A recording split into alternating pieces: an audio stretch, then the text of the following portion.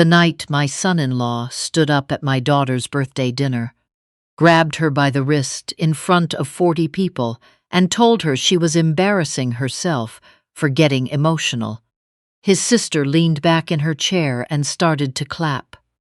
Slowly, deliberately, the way someone applauds a child who has finally learned to sit still. I did not move. I did not reach for my phone. I picked up my fork and I took a bite of my food, and I looked at the woman beside me and asked about her grandchildren. Because that room was not the place, and I had spent 31 years on the federal bench learning the difference between the moment you feel the need to act and the moment action will actually work. My name is Henrietta Moss. I am 62 years old. I live outside Nashville, Tennessee, in a house with a wide front porch and a garden that takes more of my attention than I expected in retirement. For 3 decades, I presided over federal cases, fraud, civil rights, family disputes that arrived in my courtroom after every other option had failed. The first thing that job teaches you is patience. The second is how to read a room. The third is that power rarely announces itself honestly. It whispers, it smiles, it waits for you to underestimate it. Birthday dinner was the last night anyone in that family underestimated me. My daughter was 34 that April. She had been a particular kind of child, the kind who needed to understand the reason behind every rule before she would follow it. At 10 years old, she reorganized our kitchen pantry by expiration date and then stood in front of me and explained her methodology like she was defending a dissertation. At 15, she drafted a formal letter to her principal, questioning the fairness of a school policy, citing section and subsection from the student handbook. I kept that letter. I still have it somewhere in a drawer. She studied kinesiology because she believed the body and the mind were not separate problems. She became a physical therapist and worked with stroke patients, with athletes, with people relearning how to move after accidents that had remade their entire sense of who they were. She told me once that recovery was really about helping people remember themselves. I thought it was one of the truest things I had ever heard a person say. She met my son-in-law at a charity auction for a pediatric hospital. He was there because he had donated. He was the kind of man who donated to things publicly and made sure the right people knew it. He was an investment banker, well-connected, the sort of person who moved through rooms like he had already been expected. He pursued my daughter with attention that looked, at the time, like admiration. He asked specific questions about her work and then brought those details up, weeks later, in ways that made her feel genuinely seen. He told her, on their 3rd date, that he had never met a woman who was so completely at ease with her own intelligence. She told me that over the phone, and I could hear her smiling. I was smiling too. I did not yet know that he had been taking notes. The changes came so gradually that each one, examined alone, looked like nothing at all. That is the part I want to stay with for a moment, because it is the part that is hardest to explain to someone who has never lived inside it, and the part that is most important for the people who have. It did not begin with shouting. It did not begin with anything that would have registered as a warning. It began with preferences. He preferred she not wear certain colors. Red, specifically. He said it attracted a kind of attention that made his colleagues uncomfortable. She shrugged and stopped wearing red. 6 months later, he preferred she not attend certain professional conferences without him. He framed it as wanting to support her, wanting to be present for the milestones in her career. She found it touching. Within a year, he had opinions about her friendships. Certain colleagues were using her without valuing her. Certain friends were not at the same level they were now operating at. Whatever that meant, his words. She began repeating them without realizing they were not hers. I watched this happen and told myself it was marriage. I told myself two people merging their lives required adjustment, compromise, a period of recalibration. I told myself my daughter was an adult who had earned the right to make her own choices and that hovering was not love. I told myself all of the things we tell ourselves when we are not ready to see what we are actually looking at. She stopped calling me during her lunch breaks. We had talked almost every day for years. 10, 15 minutes of nothing important, just the small currency of being close to someone. When I asked why the calls had stopped, she said evenings were full now, that he needed quiet when he came home from work, that she was trying to be more mindful of protecting that space. She said the word mindful, the way someone says a word they have recently been taught to use. She stopped wearing the gold hoop earrings I gave her for her 30th birthday. He preferred something more understated for his work events. She started ordering what he ordered at restaurants, even when she didn't want it. I noticed these things and said nothing because I did not want to be the mother who could not let her child grow into her own life. I had seen that woman in courtrooms too, the overbearing parent who confused love with ownership. I did not want to be her. The first time I understood that something was truly wrong, she came to see me on a Tuesday afternoon without calling ahead. She wore a long cardigan despite the warmth. When she reached across my kitchen counter for a glass, the sleeve slipped. Above her elbow, a bruise. Not fresh, yellowing at the edges, old enough that she had forgotten to guard it as carefully as the newer ones. She saw me looking.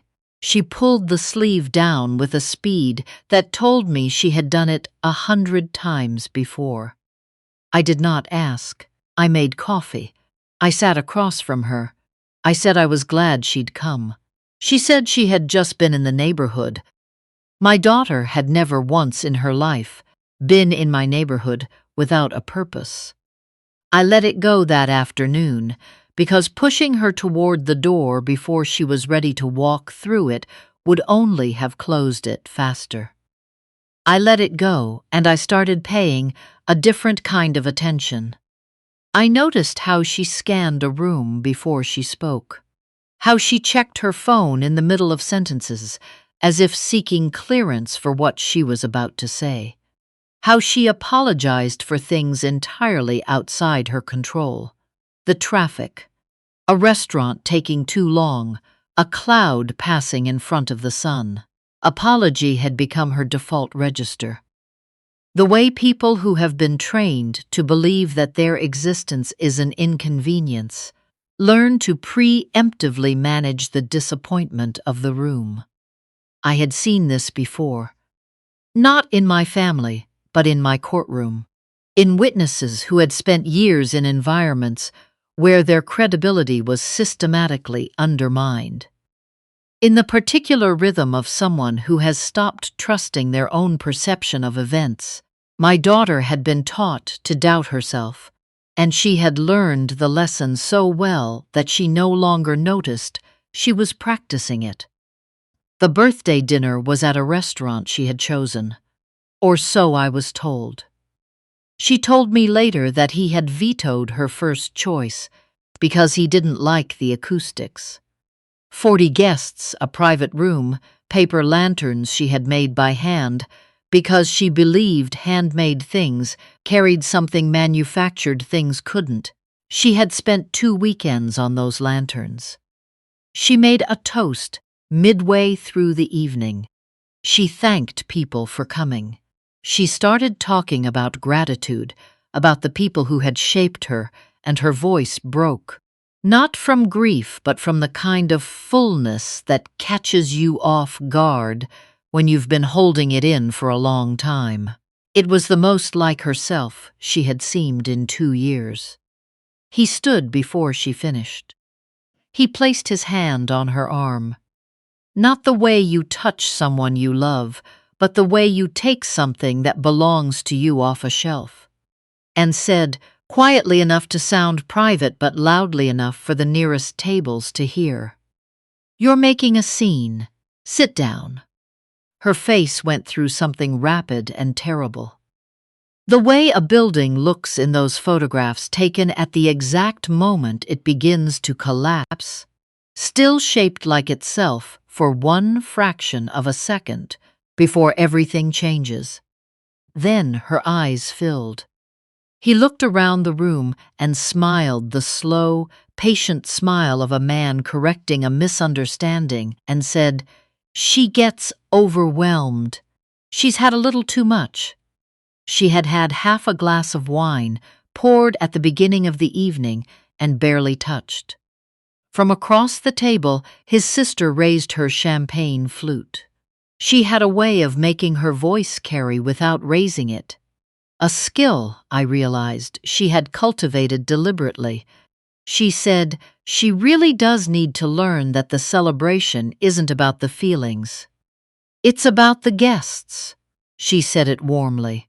"The way you deliver a lesson to someone you've given up, expecting to improve." My daughter's eyes found mine across the table. She was not asking me to save her. She was doing what people do when they have been conditioned to believe saving isn't an option. She was looking for a fixed point on the horizon so she could stay upright until the moment passed. She had done this before. She knew how to wait it out. I picked up my fork. I asked the woman beside me about her grandchildren.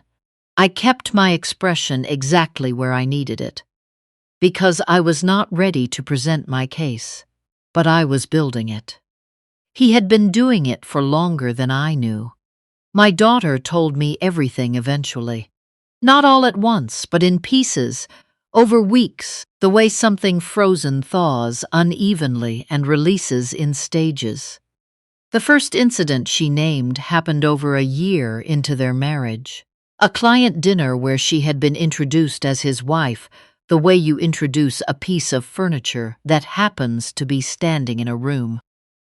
A conversation she joined naturally, drawing on expertise she had spent years developing. A car ride home where he pressed his hand into her knee and said she had made him look smallsome in front of people who mattered. By the time she told me about the bruise above her elbow, it was one of several. Each one had come with an apology. Each apology had come with a reason. Each reason had been her fault, repackaged as his remorse. His sister was not a coincidence. She was the architecture. She maintained a private online group. She called it a community for women navigating demanding partnerships in professional households. She presented it as a space for practical wisdom, for women who understood that being partnered to a high-achieving man came with specific responsibilities. She posted about managing conflict gracefully, about choosing the right moment to raise A's concern, about recognizing when silence was the wiser response, about what it meant to be a truly supportive partner rather than a competing one. The women in that group, many of them married into the same financial and social circles as my daughter, posted their own questions. How to handle disagreements without escalating, how to respond when a partner's stress spilled onto them, how to maintain composure when they felt dismissed. His sister answered every question with the same message underneath, dressed differently each time: yield. Find the graceful shape of yielding. Call it strategy. Call it maturity. Call it partnership. But yield. My daughter had been a member since 8 months after the wedding. She thought she was learning how to be a better partner. She did not understand that she was being taught how to disappear and believe it was growth. I did not know any of this the morning after the birthday dinner. What I knew was simpler. I needed to build a record. I called an attorney who had clerked for me 20 years ago and who now practiced family law with a precision that made opposing counsel check their work twice. I told her what I had witnessed. I told her what I suspected. She told me what I would need and where to start. I began a journal. Dates, observations, direct quotes when I could capture them. I asked my daughter careful questions when we met, and I listened not just to her answers, but to her hesitations. What she rushed past, what she circled without landing, what she looked away from. I was systematic and I was patient, and I did not tell her what I was doing because she was not ready for it yet. 3 weeks after the dinner, the counterattack came. I had made no public move. I had spoken to my attorney. I had written in my journal. That was the whole of it. But he was the kind of man who read the atmosphere of his environment the way certain animals read shifts in weather, and he had seen something in my face that night. My silence had alarmed him. A woman who should have reacted and didn't was a woman who was thinking. A complaint was filed against me with the State Judicial Commission, despite the fact that I had been retired for 4 years. It cited decisions I had made from the bench. It was meticulous in its language and entirely without merit. It was not designed to succeed. It was designed to occupy my time, divide my attention, and let me know that I was visible. A few days after that, my daughter called. Her voice was careful, managed. She said she had been thinking that she might need some space from outside opinions while she worked through things. She said she still loved him. She said she believed the problems in their marriage were ones they could address together without involvement from people who didn't fully understand the situation. The words were too smooth, too measured. They were not the words of a woman working through her own thoughts. They were the words of a woman who had been given a script. I told her I loved her. I told her she did not need a reason to call me. I told her my door was open at any hour. I said all of this calmly, and I meant every word of it. I did not say what I was thinking, which was, I know you are being managed right now, and I am not going to let this be where we end. The message came through my former judicial's assistant, who still maintained my old chambers address for correspondence.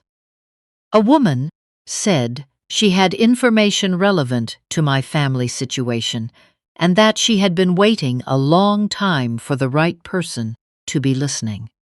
I met her on a Wednesday morning at a small coffee shop in Brentwood.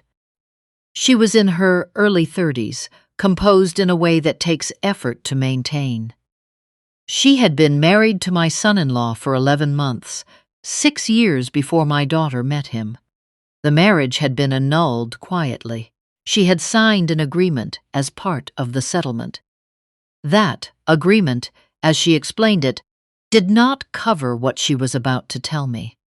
She told me about the first time he lost control with her. She told me how his sister arrived 2 days afterward at her apartment. Calm, kind-voiced, carrying coffee.